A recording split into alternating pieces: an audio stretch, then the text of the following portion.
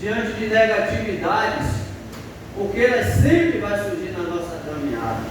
A negatividade sempre vai estar confrontando a nossa fé. E a gente tem mais uma prova também bíblica a relação da negatividade, é quando o Golias, ele está ali confrontando agora todo o exército de Israel.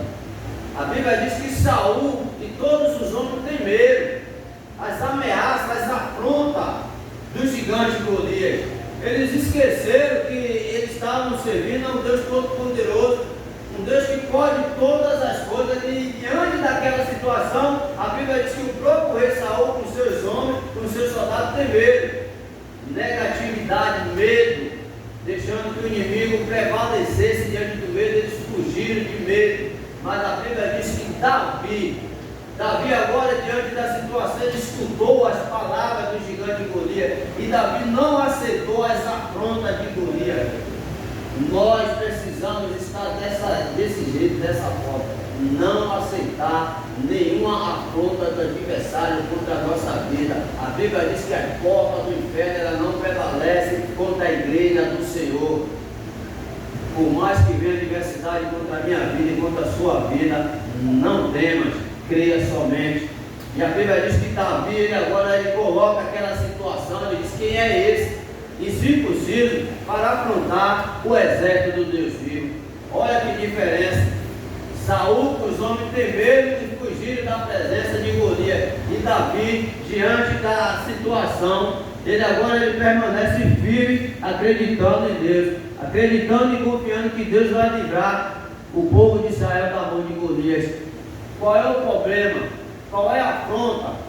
Qual é a situação adversa? Qual é a negatividade que tem tirado a tua paz? O que é que tem tirado o teu sossego?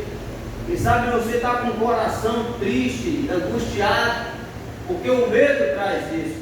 O medo vai trazer uma certa ansiedade, uma inquietação dentro de nós. Será que vai acontecer? Será que Jesus vai realizar? Será que Jesus vai entregar na minha vida?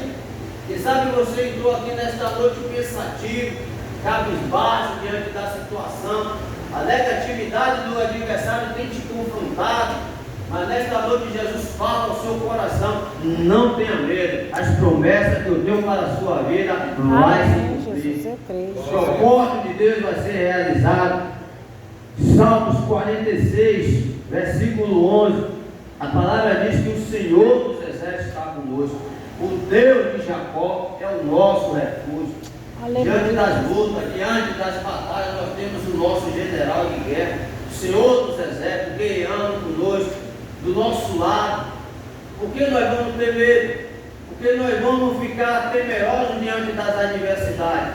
Precisamos seguir firmes e fortes, acreditando na promessa do Senhor. A Bíblia diz no livro de Hebreus 11:6: sem fé é impossível agradar a Deus. Porque é necessário que aquele que se aproxime de Deus creia que Ele existe e que é galardoador daqueles que o buscam. Amém, Jesus.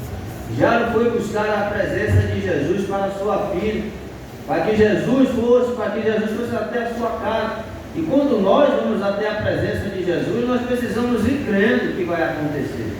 Nós precisamos ir até a presença de Jesus confiando que vai acontecer. Glória a Deus. Se você está na presença de Deus, se você tem buscado, se você tem orado, se você tem trabalhado para o Senhor, está colocando essa situação na mão do Senhor, tenha certeza que vai acontecer.